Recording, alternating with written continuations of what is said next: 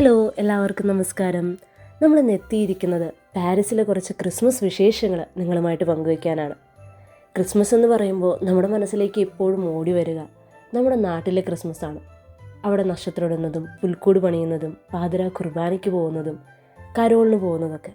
എന്നാൽ ഇവിടുത്തുകാർ ക്രിസ്മസ് ആഘോഷിക്കുന്നത് ഇങ്ങനെയാണ്. അവരവരുടെ വീട്ടിൽ ഓരോ ക്രിസ്മസ് കേക്ക് ബേക്ക് ചെയ്യും.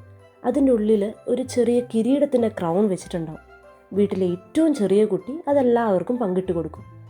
അതിൽ ക്രൗൺ കിട്ടുന്ന ആളായിരിക്കും അന്നത്തെ ദിവസം രാജാവ്. ബാക്കിയുള്ളവർ ആളുടെ ആഗ്രഹങ്ങളൊക്കെ സാധിച്ചു കൊടുക്കുകയും വേണം. എന്തൊക്കെ രസകരമായിട്ടുള്ള ആചാരങ്ങളാണല്ലേ. നമ്മുടെ നാട്ടിലേതുപോലെ ആഘോഷിക്കാനൊന്നും പറ്റിയില്ലെങ്കിലും പുറത്തൊരു നാട്ടിലെത്തുമ്പോൾ അവിടുത്തെ അവരുടെ ആചാരങ്ങളെയും ആഘോഷങ്ങളെയും കുറിച്ച് അറിയാൻ പറ്റുന്നതും ഇതുവരെ ക്രിസ്മസ് ഒന്നും ആഘോഷിക്കാത്ത നമ്മുടെ സുഹൃത്തുക്കളായിട്ട് നമ്മുടെ ക്രിസ്മസ് ഓർമ്മകൾ പങ്കുവയ്ക്കാൻ പറ്റുന്നതും നമ്മളെക്കൊണ്ടാവുന്ന രീതിക്ക് ഭക്ഷണമൊക്കെ വെച്ച് ക്രിസ്മസ് ആഘോഷിക്കുന്നതും ഒരു തരത്തിൽ സന്തോഷം തന്നെയാണ്.